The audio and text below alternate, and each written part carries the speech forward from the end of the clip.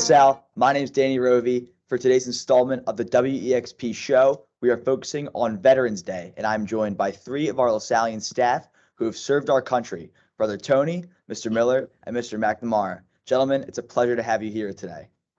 Thanks, Danny. Thanks, Danny. All right, jumping into our first question here. Any of you guys can start, but describe your time in the armed forces to our students here at LaSalle.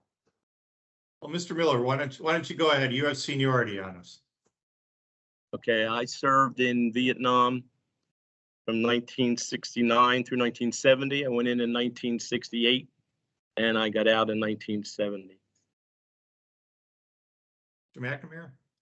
McNamara? I served. I was in Naval ROTC after having graduated from LaSalle in 1985. I went to George Washington University. I served on active duty from 89 to 92, and then I was in the reserves for another 17 years and finally retired as a lieutenant commander in the United States Navy in 2010. And I graduated from the Coast Guard Academy in New London, Connecticut in 1991, served 11 years active duty, and I was back in New London during 9/11. Wow, so definitely some really cool stories there out of that. Of course, Veterans Day is such an important, day for our nation. Can you please maybe touch on the significance of that holiday and what it means, in your lives? Well, to me, sometimes we mix up Veterans Day and Memorial Day. And Memorial Day is actually honoring those who served. It's not the beginning of the summer. And Veterans Day is to honor those who made the ultimate sacrifice for the country and died while in service to the country. It is a holiday I think many people miss, but I know over the years LaSalle is not, just judging by the number of students who I brought down there on Veterans Day. Yeah, I definitely agree with that. I mean, of course, you guys have all, served for this country, and, are there any stories you could provide for our student body here on, what that means, giving yourself to your country like that? I can speak to that. I often think about a classmate of mine, a Major Rick Crocker, who he and I played basketball, intramural basketball together on the Naval ROTC team at George Washington. And while I became a naval officer, Rick ended up joining the Marine Corps. And unfortunately, he did give the ultimate sacrifice and was killed by a roadside bomb in Fallujah, Iraq. And be it Veterans Day or Memorial Day, veterans, as Mr. Miller mentioned, it honors all of us, and Memorial Day more so honors those that gave the ultimate sacrifice. And while I see people or run into people and they're gracious and offering a happy Veterans Day or thank you for your service, I often think of classmates such as Rick and other fellow members of the military that really did give the ultimate sacrifice. It was a pleasure of mine to have served this country. I would do it again in a heartbeat.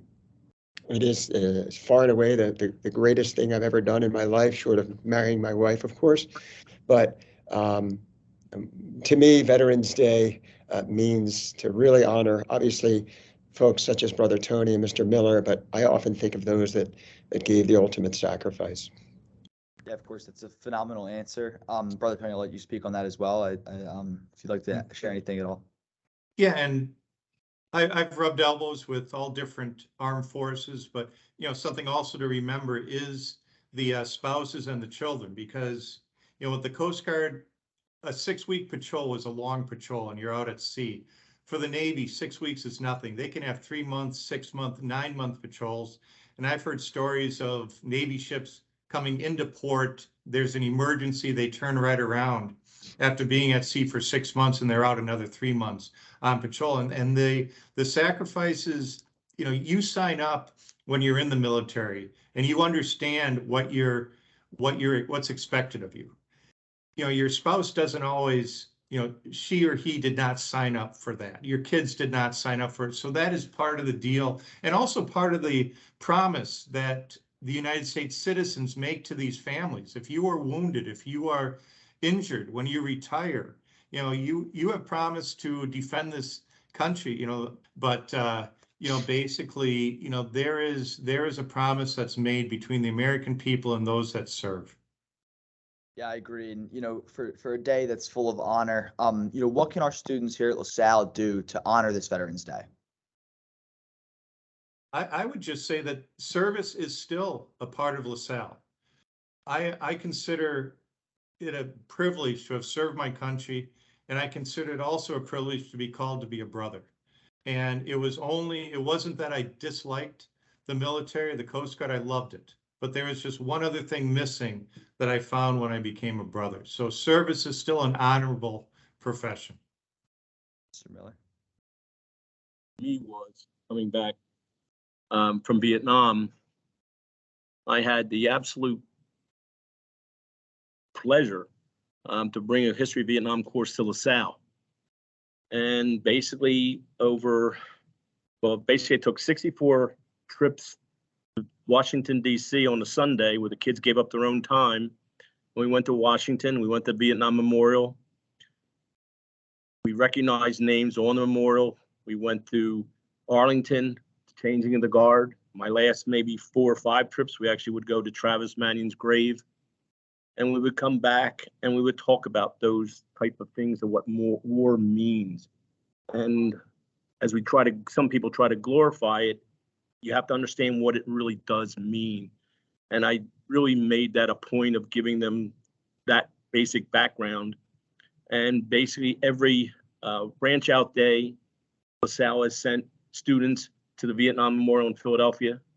We just had a group there for branch out day, and they come for urban immersion. And so I feel very confident that the LaSalle students, even though I'm not teaching the course, are still getting at least a basic introduction to what those names on the wall mean, who they are.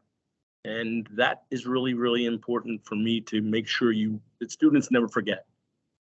And, they don't have what I had. When I was in high school, I had a choice. I could enlist or I'd get drafted. There was no choice. And basically, you go in. Students, they don't have that choice, but the hope is in their thoughts, they think about the service that you also do when you're in the military. Of course, it's a really powerful answer. Mr. McNamara, how about you? Yeah, I agree with everything that both Mr. Miller and Brother Tony had to say. We all see when we exit the school every single day, leave to serve, right? That could be in any capacity. In our experience, obviously, we chose to serve our country. But that's not to say that that's the only way. I know Mr. Miller made mention of branch out day and other service opportunities. And they are manners and ways in which we can all serve.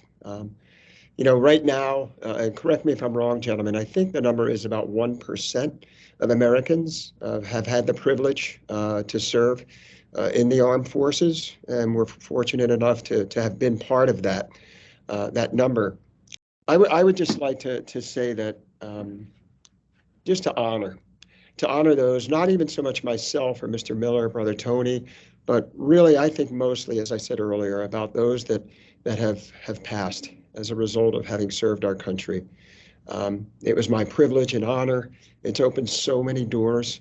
I can't even begin to tell you, to the extent that it's changed my life in so many ways for the better. And that is having had the privilege to serve this great country of ours. Gentlemen, thank you all so much for your service, and thank you all so much for joining me on this interview today. Our pleasure, Dan. Thank you. You're welcome. Thanks a lot.